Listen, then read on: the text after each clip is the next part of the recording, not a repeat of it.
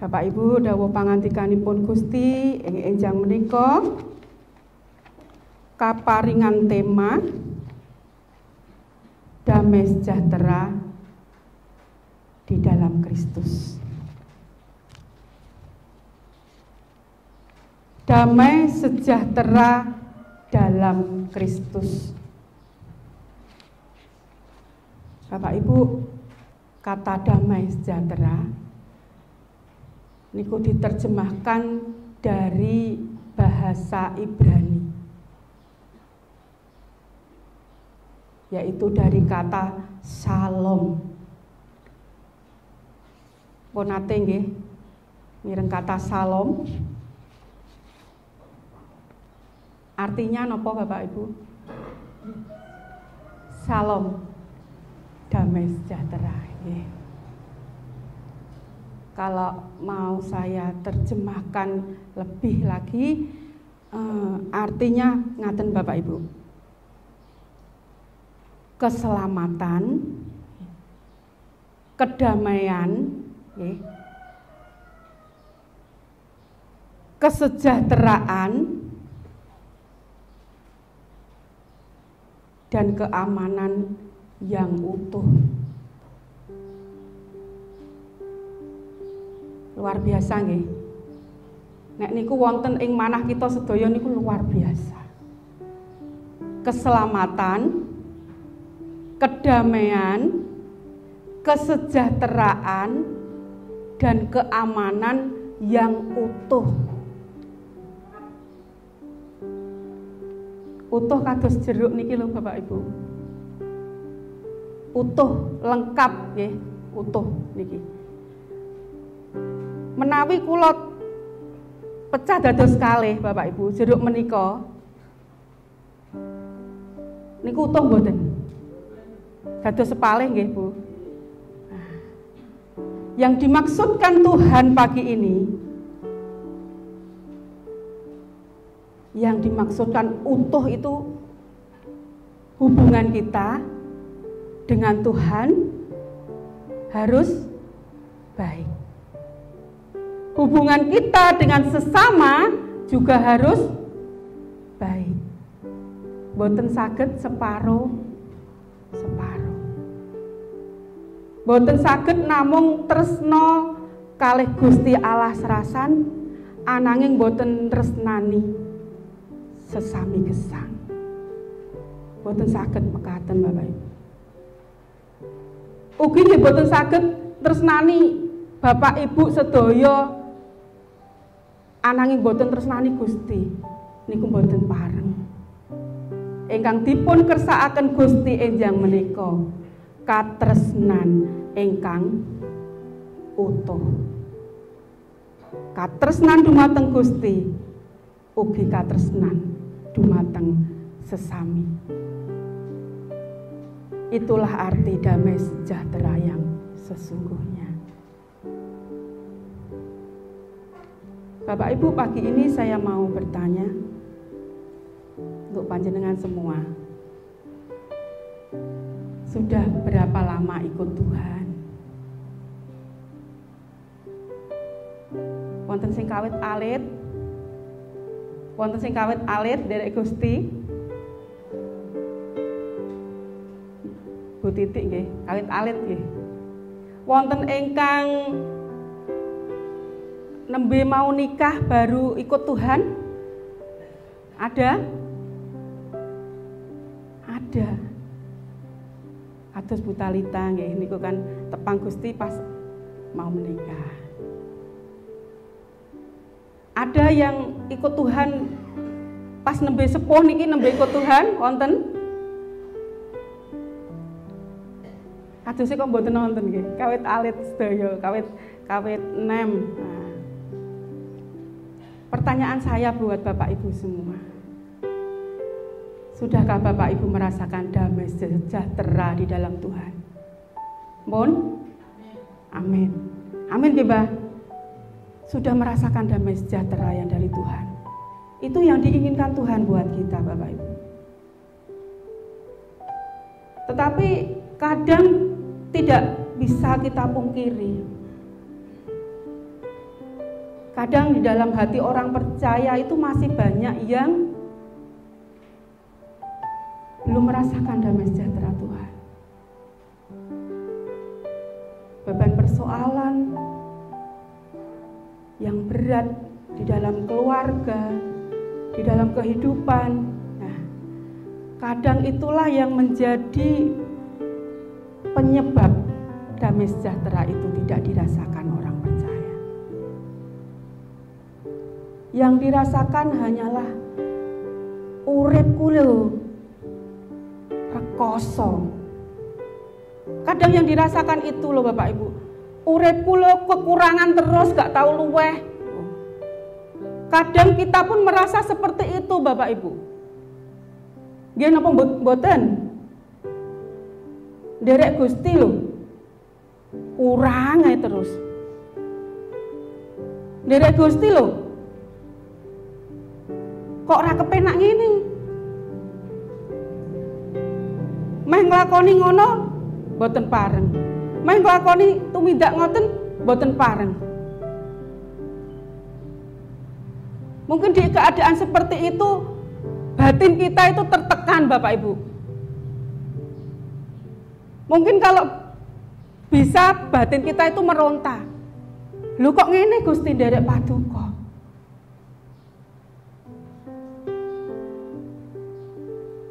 Bapak Ibu, sebagai orang percaya,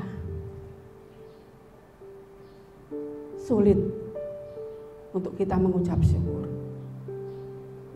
Terkadang kita di titik seperti itu Bapak Ibu. Selalu sambat, boten purun bersyukur. Ini loh yang akan menghilangkan damai sejahtera dalam hati kita. Pagi ini saya mau katakan Bapak Ibu, kalau Bapak Ibu dan saya masih merasakan hal-hal yang saya sebutkan tadi, kita rugi nderek Gusti. Rugi nih Bapak Ibu nek mboten merasakan damai sejahtera. Karena Tuhan berfirman di dalam Yohanes 14 ayat yang ke-27, damai sejahtera ku tinggalkan bagimu. Napa Bapak Ibu? Mari kita ulangi bersama-sama. Damai sejahtera ku tinggalkan bagimu. Siapa yang meninggalkan damai sejahtera itu? Tuhan. Karena K di sini hurufnya ditulis huruf besar. Damai sejahtera ku tinggalkan bagimu. Kalau Tuhan naik ke surga dan meninggalkan damai sejahtera itu buat kita. Selanjutnya kata-katanya apa Bapak Ibu? Damai sejahteraku ku berikan kepadamu. Tuhan sang sumber damai sejahtera itu sudah meninggalkan damai sejahtera itu untuk kita. Pertanyaannya, sudahkah kita menerima damai sejahtera itu? Karena Tuhan sudah memberikan damai sejahtera itu untuk kita. Sampun ditampi Bapak Ibu damai sejahtera dari Tuhan. Haleluya, puji Tuhan. Itu yang diinginkan Tuhan buat kita pagi ini. Seharusnya di dalam kehidupan orang-orang percaya, anak-anak Tuhan itu merasakan yang namanya damai sejahtera, bukan kebalikannya. Bapak Ibu di ayat selanjutnya, di ayat yang sama, dan apa yang kuberikan tidak seperti yang diberikan oleh dunia kepadamu. Janganlah gelisah dan gentar hatimu. Bapak Ibu, kadang damai sejahtera yang diberikan orang-orang di sekeliling kita, janji-janji itu kadang sering mengecewakan hati kita. Kadang banyak orang di sekeliling kita yang menjanjikan damai sejahtera, tetapi pada kenyataannya Belenjani janji Bapak Ibu. Boten menepati janji. Namun berbeda dengan janji yang diberikan Tuhan buat kita. Allah berjanji akan memberikan damai sejahtera dalam hidup kita di setiap musim kehidupan kita. Allah berjanji Allah akan senantiasa ada di dalam kehidupan kita, menemani hari-hari kita. Itulah janji Tuhan Bapak Ibu buat kita, dan pagi hari ini mari kita belajar bersama bagaimanakah seharusnya hidup kita agar hidup kita merasakan damai sejahtera di dalam Tuhan. Kita harus mau menyadari siapakah diri kita. Di ayat yang ke-11 sampai ayat yang ke-12 saya akan baca kembali. Karena itu ingatlah bahwa dahulu kamu sebagai orang-orang bukan Yahudi menurut daging yang disebut orang-orang tak bersunat oleh mereka yang menamakan dirinya sunat, yaitu sunat lahiriah yang dikerjakan oleh tangan manusia. Bahwa waktu itu kamu tanpa Kristus tidak termasuk kewargaan Israel dan tidak mendapat bagian dalam ketentuan-ketentuan yang dijanjikan, tanpa pengharapan dan tanpa Allah di dalam dunia. Jelas dikatakan Bapak Ibu di sini bahwa kita harus mau menyadari siapakah diri kita. Dahulu sebelum kita mengenal Tuhan, di sini dikatakan bahwa kita itu bukan orang-orang Yahudi, bukan orang-orang Israel. Artinya apa Bapak Ibu? Kita bukan orang-orang yang berhak menerima janji-janji Tuhan. Tetapi di ayat yang ke-13, tetapi sekarang di dalam Kristus Yesus, kamu yang dahulu jauh sudah menjadi dekat oleh darah Kristus. Dulu kita memang orang yang berdosa Bapak Ibu. Dulu kita mengakui bahwa kita orang berdosa. Tetapi karena darah Kristus, kita diselamatkan. Oleh darah Kristus kita ditebus Tuhan. Dan kita berhak untuk menerima janji-janji Tuhan. Bapak Ibu Saudara semua, kalau kita di Pegadaian, kita menggadaikan suatu barang, ya. Pernah Bapak Ibu menggadaikan barang di Pegadaian? Pernah, ya. Napa slogane Pegadaian? Buki apal, mengatasi masalah tanpa masalah.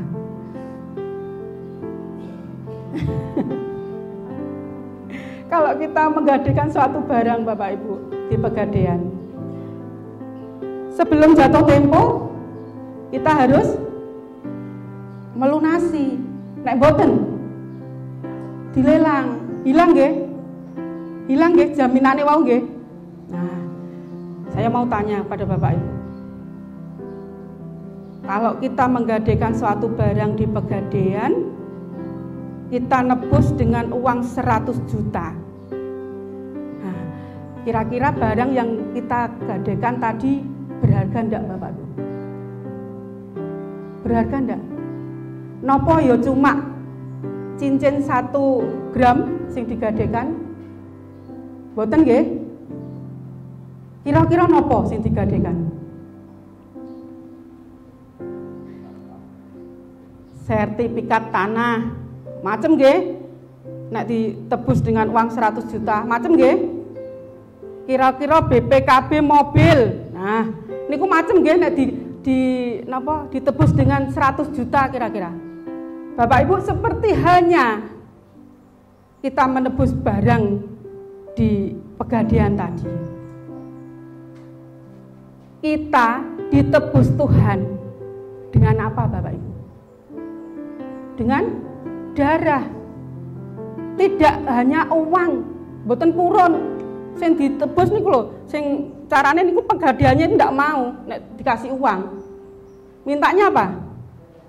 Darah. Darah itu sesuatu yang luar biasa yang dimiliki oleh seseorang. Nggih, Bu. Kita nek hidup nek tidak ada darah bisa hidup mati. Darah itu bukti pengorbanan tertinggi seseorang, bukti cinta tertinggi seseorang. Karena darah itu menyangkut nyawa. Nah, sekarang Bapak Ibu, kalau kita ditebus Tuhan dengan darahnya yang kudus, kita berharga enggak Bapak Ibu? Kita berharga enggak? Boten uang loh untuk nebus kita loh. Darahnya Tuhan. Kita berharga nggih? Oke, sekarang katakan kanan kiri, cablek ben boten ngantuk. Kita berharga di mata Tuhan. Puji Tuhan, kita berharga di mata Tuhan, Bapak Ibu. Mbak Milen tidak ada yang dicablek karena tidak ada temannya ya. Oh, kalau kita berharga di mata Tuhan, sekarang apa yang kita lakukan untuk Tuhan? Ikut Tuhan harus semangat, nggih Bapak Ibu. Karena kita berharga di mata Tuhan. Melayani harus semangat, nggih. Ampun grundel, ampun awel, melayani harus penuh semangat, penuh sukacita. Melayani harus penuh dengan ketulusan hati. Karena apa Bapak Ibu? Itulah bukti cinta kita kepada Tuhan. Tuhan sudah menyerahkan nyawanya untuk kita sebagai bukti cinta Tuhan bagi kita. Sekarang bukti kita untuk Tuhan, kalau kita mencintai Tuhan apa? Melayani Dia dengan penuh semangat. Itu yang diinginkan Tuhan. Sebagai poin yang pertama, kita harus sadar siapa diri kita. Kita adalah orang-orang yang sudah ditebus Tuhan dengan darahnya yang suci. Kita sekarang menjadi ciptaan Tuhan yang baru. Amin. Haleluya. Untuk itu kita harus semangat melayani Tuhan. Ini poin yang pertama. Untuk poin yang kedua Bapak Ibu, di ayat yang ke-14 sama ayat yang ke-15. Karena Dialah damai sejahtera kita, yang telah mempersatukan kedua pihak dan yang telah merubuhkan tembok pemisah, yaitu perseteruan. Maukah hidup kita meneladani Kristus, Bapak Ibu? Kristus sudah meneladani kita. Dia sudah menjadi pendamai antara kita dengan Allah. Dia juga sudah meruntuhkan tembok pemisah antara kita dengan Allah. Dia sudah menyelamatkan kita, menebus kita dari segala dosa-dosa. Dia sudah mengorbankan seluruh hidupnya untuk mempersatukan kita dengan Allah. Maukah kita pagi ini meneladani Kristus? Maukah kita mengampuni orang-orang yang pernah menyakiti kita? Maukah kita pagi ini melupakan kesalahan saudara-saudara kita yang telah menyakiti kita? Maukah pagi ini kita menerima mereka kembali sebagai teman, sebagai sahabat, sebagai suami, ataupun sebagai istri? Orang-orang yang telah melukai perasaan kita, maukah kita menerima mereka kembali, Bapak Ibu? Ini tidak mudah Bapak Ibu. Sakit. Sesakit Kristus yang merasakan kesakitan di Kalvari. Sakit Bapak Ibu. Karena itulah salib. Salib itu sakit Bapak Ibu. Lambang penderitaan. Tetapi pagi ini kita percaya Roh Kudus memampukan kita demi kebaikan semuanya. Kita harus mau mengampuni. Kita harus mau mengasihi. Itulah yang diinginkan Tuhan buat kita. Karena yang berbahagia adalah kita yang melakukan firman Tuhan. Yang berbahagia, damai sejahtera itu hanya ada di dalam Dia. Ayat 14 jelas mengatakan bahwa damai sejahtera itu hanya ada di dalam Kristus. Hanya ada di dalam firman-Nya. Hanya ada jika kita mau melakukan kebenaran firman-Nya. Ini poin yang kedua Bapak Ibu. Untuk poin yang ketiga, yaitu kita harus mau hidup seturut dengan kehendak Tuhan. Gampel napa gampel Bapak Ibu hidup seturut dengan kehendak Tuhan? Bugi tersenyum. Itu tandanya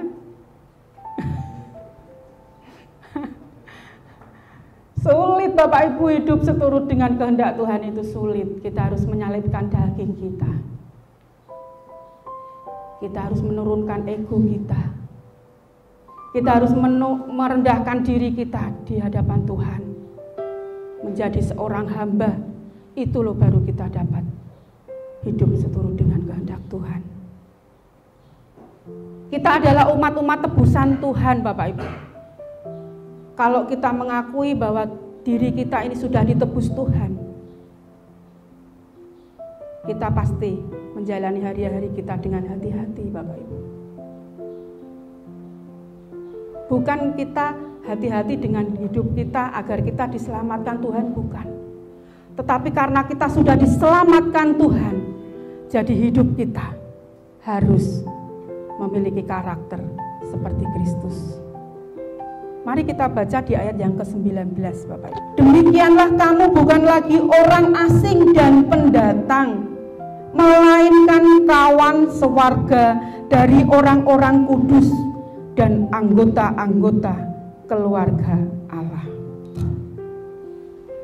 Sekarang kita sudah diterima Tuhan menjadi sewarga dengan orang-orang kudus. Bukan sewarga dengan orang-orang yang berdomisili di Kudus nggih. Mboten nggih. Memang kita orang kudus Bapak Ibu, tetapi kita adalah orang-orang kudus di dalam Tuhan. Amin. Orang-orang yang sudah dikuduskan Tuhan. Amin.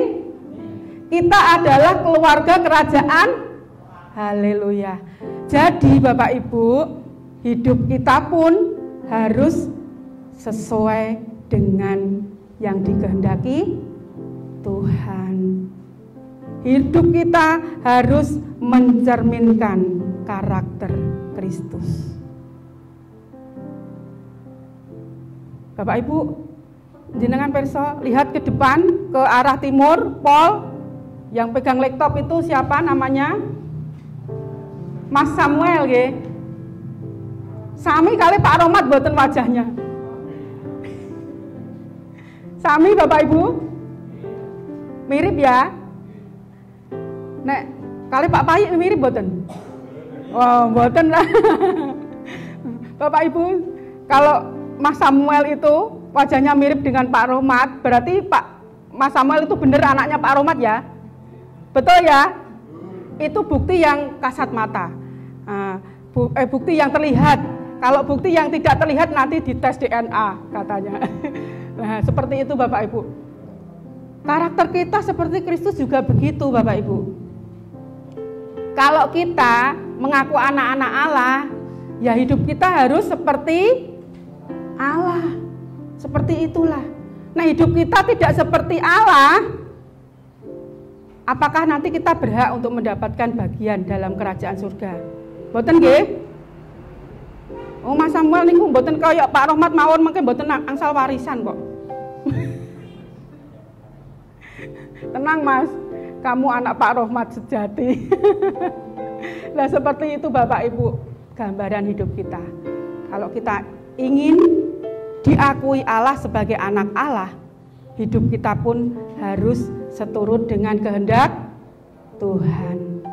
3 poin Bapak Ibu yang dapat memberkati kita pagi ini. Yang pertama, poin yang pertama, kita harus mau menyadari siapakah diri kita. Poin yang kedua, kita mau hidup berdamai dengan semua orang. Dan poin yang ketiga, kita harus hidup berkenan di hati Tuhan. Itu syaratnya kalau kita mau mendapatkan damai sejahtera dari Allah. Sebagai penutup Bapak Ibu, tolong kita buka di dalam Lukas pasal 2 ayat yang ke-14. Kemuliaan bagi Allah di tempat yang maha tinggi, dan damai sejahtera di bumi di antara manusia yang berkenan kepadanya.